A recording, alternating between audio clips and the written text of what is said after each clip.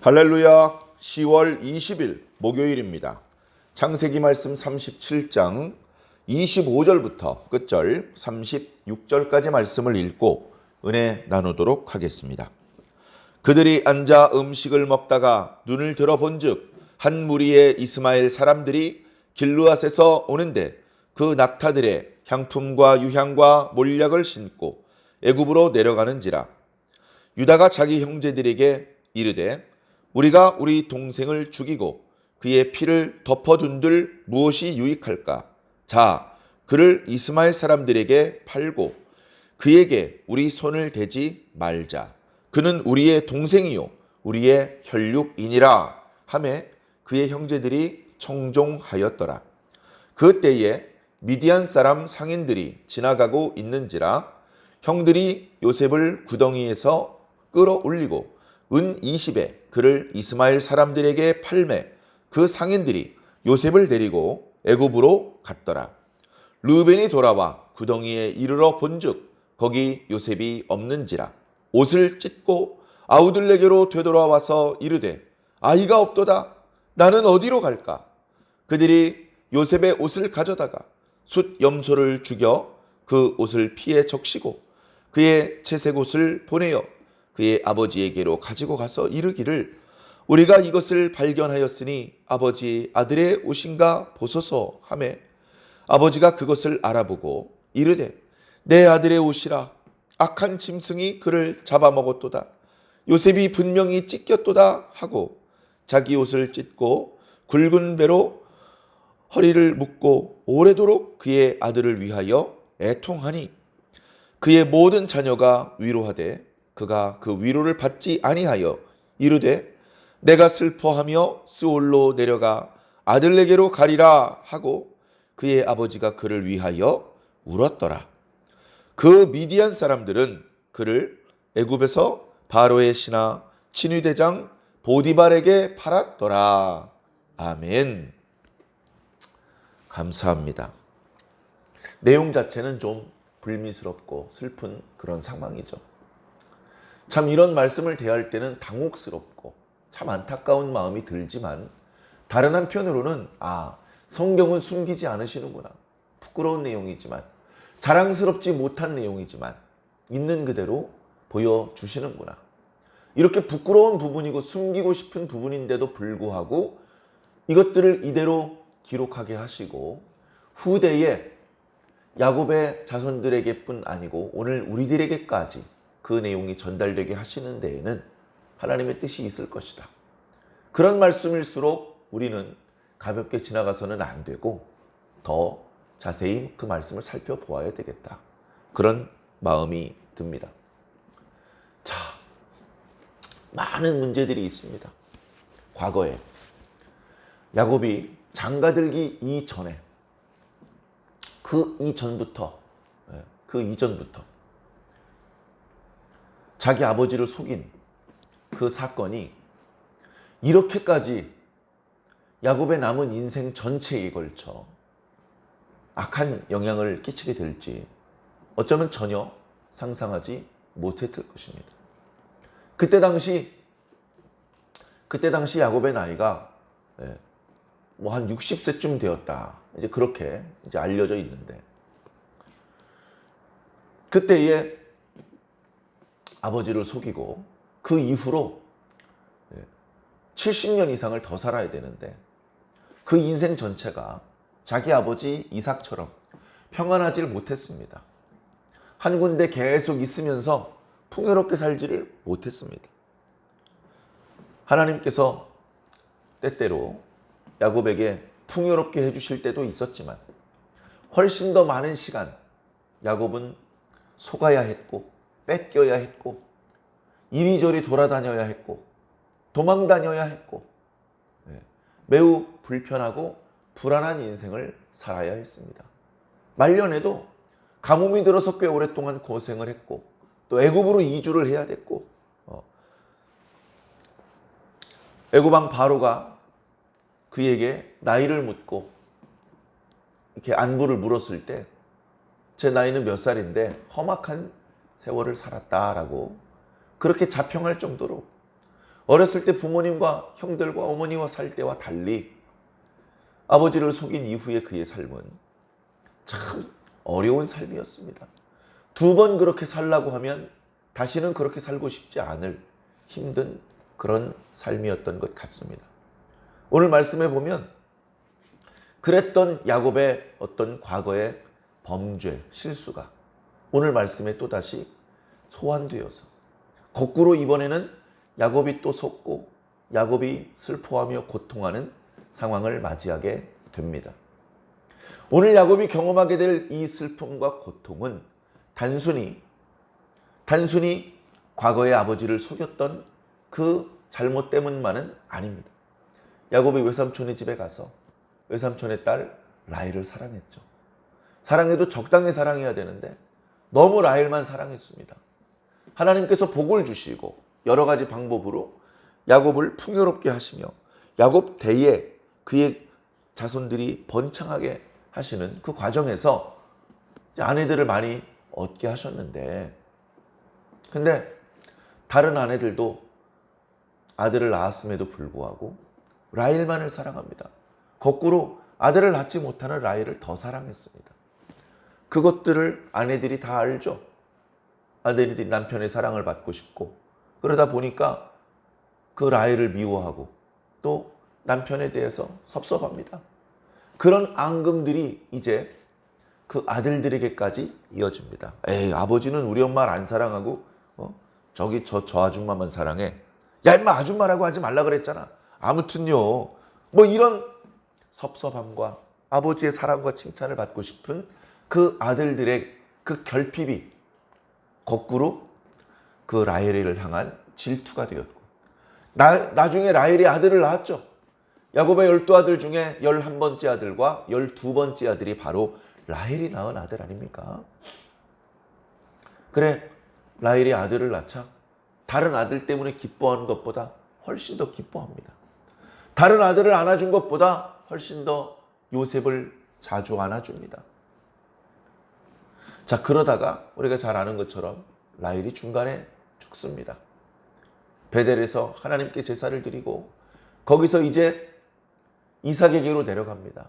라헬의 입장에서는 시아버지를 만나기도 전에 임신을 해서 길을 가다가 산통이 오니까 행군을 멈추고 거기서 이제 아이를 낳는데 아이를 순조롭게 낳지를 못하고 아이를 낳으면서 어머니가 죽습니다. 그 자리에서 아들을 얻은 기쁨이 있지만 아내를 얻은 슬픔이 또한 있었습니다. 그 자리에서 행군을 꽤 오랫동안 멈추고 라헬을 위해서 묘를 만들고 비까지 세웠습니다. 그리고 꽤 오랫동안 야곱은 거기서 울었습니다. 기력이 닿는 상황이 되었을 때 기회가 되는 대로 라헬의 묘를 찾았을 것 같습니다. 그리고 라헬의 묘를 찾지 않았을 때에는 라헬이 낳아준 요셉 그리고 늦둥이 베냐민을 끌어안으면서 라헬을 생각하면서 울었을 것입니다. 아빠 왜 울어? 눈에 티끌이 들어가서 그래. 아들을 속이면서 아들을 안심시키면서 라헬을 그만큼 이제 사랑했기 때문에 그렇죠. 라헬을 사랑하는 그 야곱의 마음이 요셉에게 집중됩니다. 요셉에게. 그리고 나중에 베냐민에게 집중되죠. 이 아들은 안 된다. 내 목숨을 차라리 가져가라. 그렇게 말할 정도로 라헬을 사랑했는데 이제 라헬의 흔적이 요셉밖에 없고 베냐민밖에 없는 상황이 된 것입니다. 그래서 그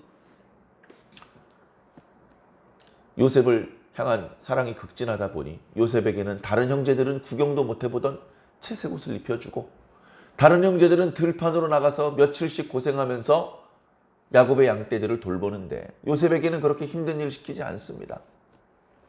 요셉이 아버지의 사랑을 등에 업고 형들이 뭘 잘못한 일이 있으면 눈치 없이 아버지한테 얘기를 합니다. 그러면 아버지가 요셉의 말을 듣고 형들을 야단칩니다. 그러면서 아무도 요셉을 야단치지 못하게 요셉을 감쌉니다. 그런 요셉을 향한 편에는 요셉은 사랑을 듬뿍 받아 행복했는지 모르지만 그 사랑을 받고 싶었던 다른 아들들의 시기와 질투를 일으킬 수밖에 없었습니다. 야곱을 중심으로 한 덩어리가 되어야 되는 가족 공동체가 동시에 신앙 공동체 아니겠습니까? 그런데 그 공동체의 화합에 금이 가기 시작을 했습니다. 자, 그러던 상황이 결국 아버지의 심부름을 따라 요셉이 형들에게 왔을 때 형들이 반갑게 맞이해 준 것이 아니고 오자마자 옷을 벗기고 잡아 던져서 구덩이에 굴러 떨어지는 신세가 되게 된 것입니다. 심지어 형들의 손에 갈갈이 찢겨서 죽을 수도 있는 상황이 된 것이죠. 이런 위험하고 불행한 상황이 다 야곱으로부터 시작되었다면 야곱이 알면 얼마나 후회하고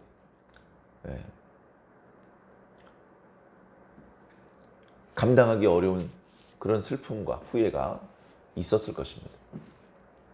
자, 오늘 말씀을 보면 요셉의 옷을 벗기고 그를 구덩이에 굴려 떨어뜨린 이후에 형들이 태연하게 밥을 먹습니다. 우리 이런 대목을 보면 이렇게 말하고 싶죠. 야, 밥이 목구멍에 넘어가냐? 야곱의 아들들은 말했을 겁니다. 맛만 좋은데요? 잘만 넘어가는데요? 맹렬한 맹수들에게 자기 동생이 찢겨 죽였다고 그렇게 아버지를 속이는데 이 형제들이 바로 그 맹수가 아니고 뭐겠습니까? 동생을 잡아놓고 밥을 먹고 있습니다. 자, 그런데 이런 와중에도 하나님께서 일하고 계십니다. 우연인 것처럼 하나님께서 등장시킨 존재들이 등장을 하고 있으니 그들은 바로 이스마엘 사람들입니다. 이 이스마엘 사람들을 뒤에는 미디안 사람이다 이렇게 혼동해서 쓰고 있는데요. 뭐 이렇게 복잡하게 생각할 것도 없습니다. 아브라함 때에 가나안 땅은 이삭에게 주고 이스마엘과 그의 어머니 하가를 쫓아냈잖아요. 쫓아내서 까딱 죽을 뻔했는데 하나님께서 그 아이의 소리를 들으셨다. 또 죽지 않게 그 아이를 살게 하시고 결국 그 아이가 목숨을 건져서 건정하게 삽니다. 그의 어머니는 본인도 애굽 여자였는데 또 애굽에서 자기 아들을 위해서 아내를 붙여줍니다. 그리고 아들들을 낳습니다. 12아들과 한 딸을 낳아요. 야곱하고 비슷하죠. 그리고 그 12아들이 12부족의 족장들이 됩니다. 그 모든 이스마엘 족속의 수장이 되는 것이죠. 자, 물론 지금은 그 정도는 아닙니다. 그 정도는 아니에요. 지금 요셉의 형제들하고 이스마엘하고는 할아버지 뻘입니다. 그러니까 아직 그렇게 어마어마하게 큰 민족은 아니었지만 자, 그들은 상인을 하기로 했던 것 같습니다. 마침 어머니가 애굽 사람이기 때문에 애굽에 아는 사람들이 있습니다. 친척들도 있습니다. 거기 있는 사람들과 이렇게 거래를 하기로 합니다. 그래? 그러면 내가 낙타를 줄 테니까 저기 멀리 유프라테스 강까지 한번 갔다 올래? 거기 가서 이 물건들을 비싸게 팔고 거기서 물건들을 사가지고 애굽에 가지고 오면 여기서 비싸게 팔 수 있어. 그러면 내가 네 아들들에게 한몫 띄워줄게. 이런 식으로 장사를 배우기 시작을 해서 이제는 이스마엘의 아들들과 손자들이 장사를 하는 그런 상황이고 그들이 주로 살던 곳은 애굽이 아니라 미디안 쪽이어서 이스마엘 사람이라고 말했다가 미디안 사람이라고 말했다가 혼동해서 쓰고 있는 것이죠. 자, 어쨌든 하나님께서 그들을 마침 길이 넓은데 그 야곱의 형제들이라고 해봤자 그 아들들이라고 해봤자 10명도 안 되는데 그런데 마침 그들이 밥 먹는 바로 옆을 지나가게 만드신 겁니다. 저쪽에서 그 상인들이 오는 것을 보고 유다가 말을 합니다. 우리 요셉을 저렇게 잡아서 구덩이에 던져놨는데 정말 우리 손으로 걔를 때려서 죽이고 그렇게 하면 뭐가 좋을 게 있어. 우리 기분도 그렇잖아. 그래도 그렇지 우리 동생인데 어쨌든 쟤는 우리 혈육이잖아. 그러니까 그렇게 하지 말고 저쪽에 상인들이 오고 있으니 차라리 팔아버리자.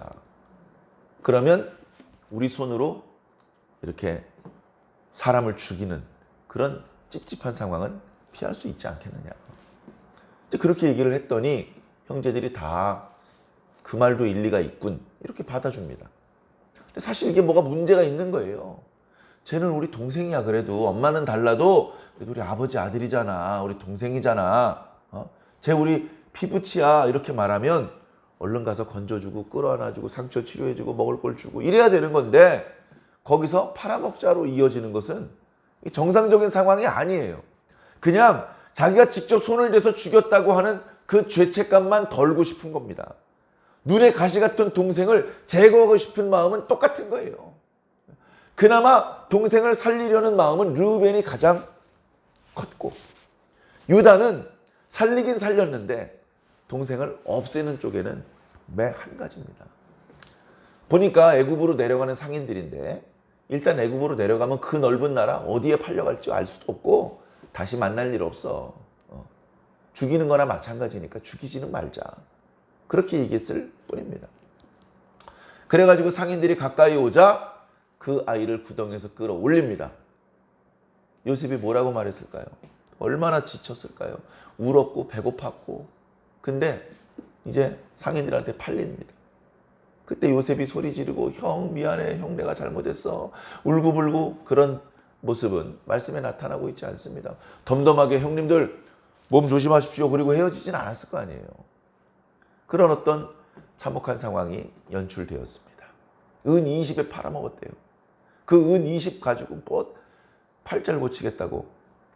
마음의 상처 때문에 그렇게 된 거죠. 자, 근데 그런 상황을 르우벤은 또 몰랐던 것 같습니다. 뭘 하러 어딜 다녀왔는지 르우벤이 그 자리에 없었는데 르우벤이 돌아왔습니다. 르우벤이 돌아와가지고 구덩이부터 가본 거예요. 동생들, 다른 동생들 보기 전에 그 구덩이에 요셉이 있는 데부터 가봤더니 요셉이 없는 거예요. 팔아먹은 줄도 몰라. 팔아먹은 줄도 모르고 아 요셉이 없다 하면서 이걸 어떻게 하면 좋냐 하면서 자기 옷을 찢습니다. 멀쩡한 옷을 찢는 것은 힘자랑을 하는 것이 아니고 자신의 극도로 슬퍼하고 분노하는 감정을 표현하는 것입니다. 야, 이제 어떡하지? 이제 아버지한테 가서 뭐라고 말하지? 르우벤은 일말의 양심의 가책을 느끼고 있습니다. 다른 형제들은 형, 사실은 우리가 애굽으로 내려가는 상인들한테 팔았어. 그렇게 말하지도 않고 그냥 눈짓만 하면서 그 야곱의 그 사랑의 징표죠. 채색옷. 야곱 요셉이 입고 있었던 거. 그걸 가지고 와서 좀 찢어가지고 수렴소를 잡아가지고 그 피를 적십니다. 딱 짐승한테 찢겨 죽었다. 그렇게 이제 보이려고 그렇게 이제 만들어 놓고서는 이제 서둘러서 아버지가 있는 헤브론으로 귀환을 하죠. 그러면서 아버지, 저희가 오다가 발견한 건데 이거 혹시 아버지 아들 옷 아닙니까? 한번 자세히 봐주십시오.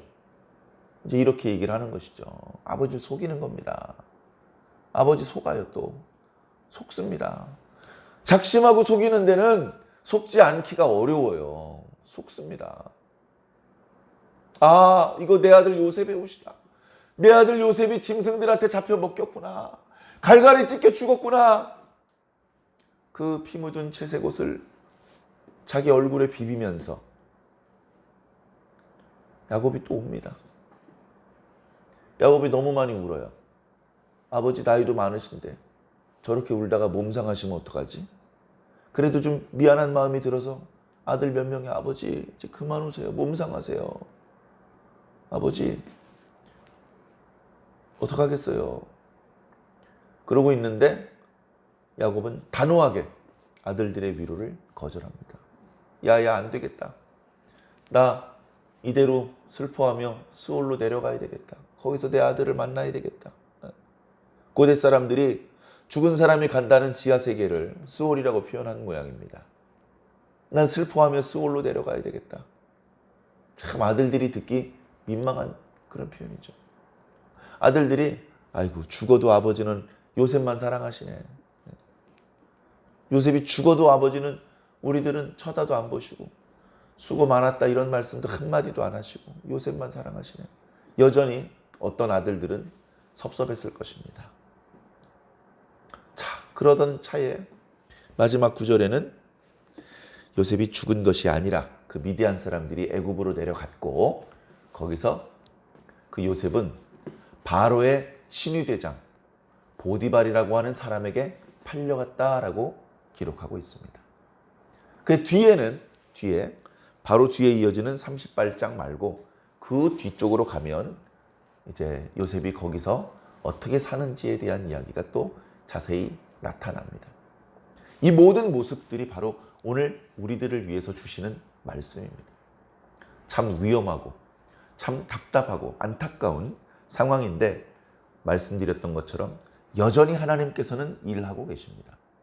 마침 그때 미디안 상인들이 지나갔다? 우연히 그럴 수 없습니다. 미디안 상인들이 항상 왔다 갔다 하는 게 아닙니다. 미디안 상인 지나가는 걸 한번 봤으면 그러면 그 다음 달에나 한번 보는 겁니다. 아니면 서너 달 있다 한번 지나가는 겁니다. 1년 해봐야 너댓 번밖에 못 보는 미디안 상인들을 마침 이날 만났다는 것은 우연이라고 하기에는 이건 하나님께서 하신 일입니다. 하나님께서. 그 과정에 막 신비롭게 광채가 빛나고 말을 하는데 동굴에서 울리는 것처럼 그런 목소리가 나오고 그런 건 전혀 아닙니다. 여전히 형들은 욕을 하고 있고 여전히 요셉은 울고 있고 소리를 지르고 있고 험악한 분위기죠. 그러나 결국 그 상황 속에서도 하나님께서 일하고 계셨다. 하나님도 그런 모습을 보면서 말리고 싶었을지 모릅니다. 개입해가지고 야 임마 좀 그러지 마. 이게 다 큰 뜻을 이루기 위한 과정에 불과한 것이긴 하지만 야 그래도 그렇게 때릴 필요는 없잖아. 그렇게 욕할 필요는 없잖아. 하나님께서 뭔가 간섭하고 싶은 마음도 들으셨을지 모르겠습니다만 하나님께서는 참으시고 그렇게 야곱의 다른 아들들과 요셉이 분리되어서 야곱의 아들들은 헤브론으로 가고 요셉은 그 상인들한테 붙잡혀서 애굽으로 내려가서 노예로 팔리는 상황이 된 것입니다. 힘은 들겠지만 하나님께서 살아계시고 하나님께서 당신의 뜻을 이루고 계신다는 데에는 희망이 있는 것입니다. 오늘 저와 여러분들의 시대에 하나님께서 쉬고 계시겠습니까?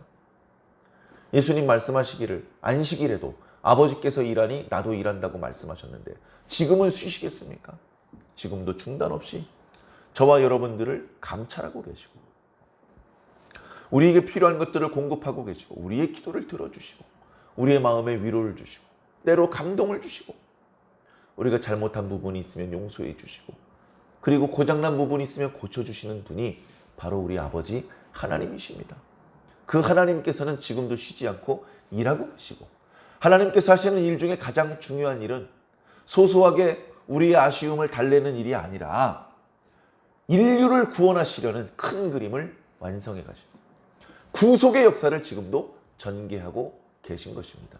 그 일을 위해서 아들도 아끼지 않으셨습니다.